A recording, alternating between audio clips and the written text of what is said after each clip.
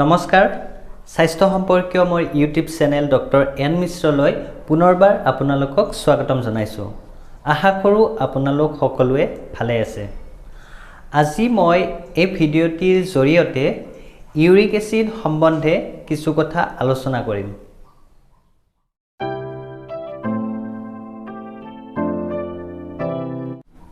চাওক, uric acid বুলি কোৱাৰ লগে লগে বহুতেই ভয় খাই উঠে। কিন্তু এটা কথা মন কৰিব, ইউৰিক এচিড কোনো বেমাৰ নহয়, ই কোনো ভাইৰেল বা বেক্টেৰিয়েল ইনফেকশ্যন নহয়। আমাৰ প্ৰত্যেকজন মানুহৰ দেহতে এই ইউৰিক এচিড উৎপন্ন হৈ থাকে আৰু ই এটা নৰ্মেল প্ৰচেছ। কিন্তু সমস্যাটো ক'ত হয়, যেতিয়াই এই ইউৰিক এচিড উৎপাদনৰ পৰিমাণ প্ৰয়োজনতকৈ বেছিকৈ হয়, তেতিয়াই আমাৰ দেহত কিছুমান লক্ষণে দেখা দিবলৈ ধৰে আৰু তেতিয়াই আমি কিছুমান সমস্যাত ভুগোঁ। গতিকে আজি মই এই ভিডিঅ'টিৰ জৰিয়তে আলোচনা কৰিম এই ইউৰিক এচিড কি হয়, কেনেকৈনো এই ইউৰিক এচিডৰ উৎপাদন হয়, ইউৰিক এচিডৰ পৰিমাণ বৃদ্ধি হ'লে আমি কি কি কৰা উচিত আৰু আমি কিদৰে এই ইউৰিক এচিডৰ সমস্যাৰ পৰা নিজকে বচাই ৰাখিব পাৰোঁ। এতিয়া কথা হ'ল, ইউৰিক এচিড কি হয়? ইউৰিক এচিড হৈছে আমাৰ শৰীৰত উৎপন্ন হোৱা এবিধ দ্ৰব্য, যাক আমি অলাগতিয়াল দ্ৰব্য বুলি ক'ব পাৰোঁ।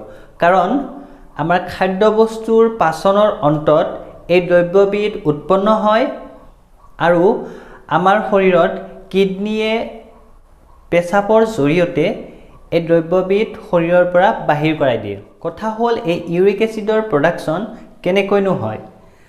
চাওক, আমি যেতিয়া খাদ্যবস্তুবোৰ খাওঁ, আমি খোৱা খাদ্যবস্তুবোৰৰ কিছুমান খাদ্যত পিউৰিন নামৰ এবিধ পদাৰ্থ থাকে আৰু সেই পিউৰিন নামৰ পদাৰ্থবিধ আমাৰ শৰীৰত পাচন প্ৰক্ৰিয়াৰ অন্তত ইউৰিক এচিডলৈকে কনভাৰ্ট হয় আৰু শেষত কিডনীয়ে আমাৰ শৰীৰৰ পৰা পেচাবৰ জৰিয়তে তাক বাহিৰ কৰাই দিয়ে।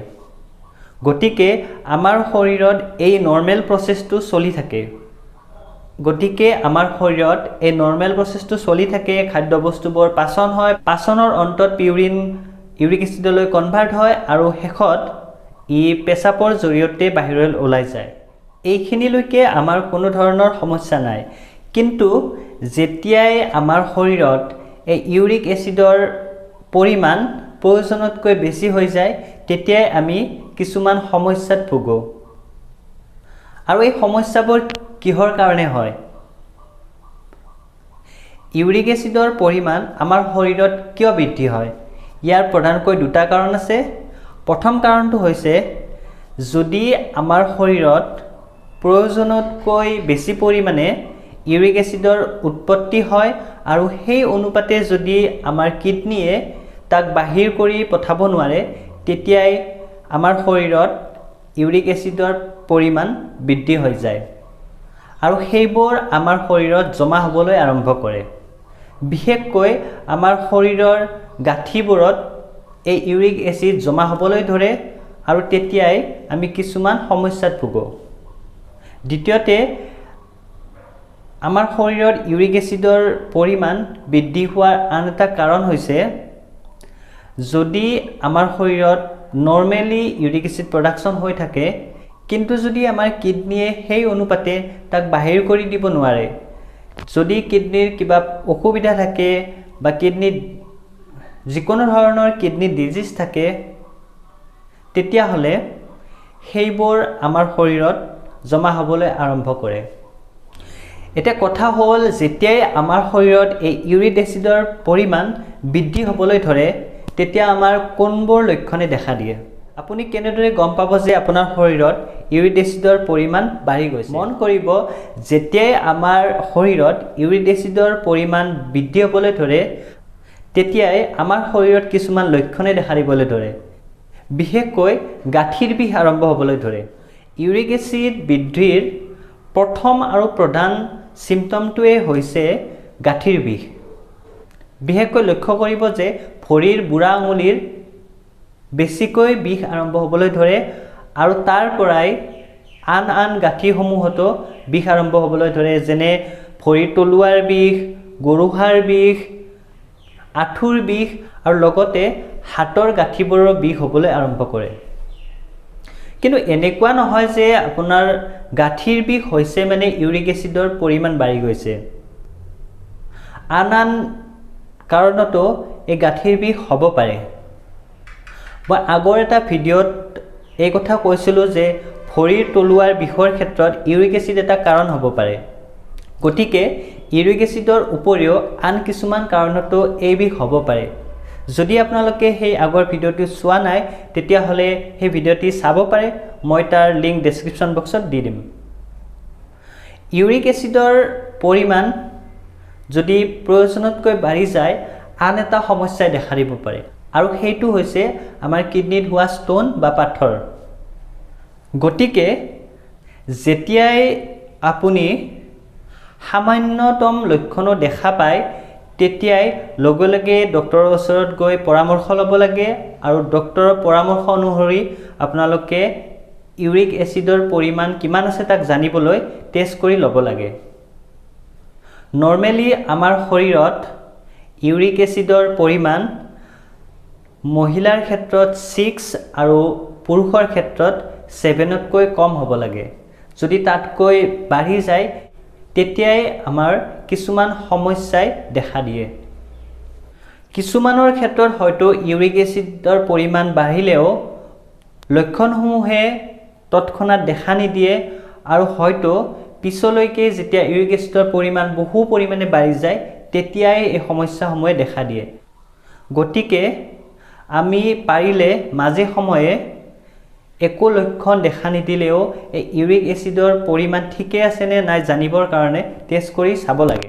আপোনালোকে টেষ্ট কৰাৰ পিছত গম পালে যে ইউৰিক এচিডৰ পৰিমাণ বৃদ্ধি হৈছে, তেতিয়া আপোনালোকে কি কৰিব লাগে?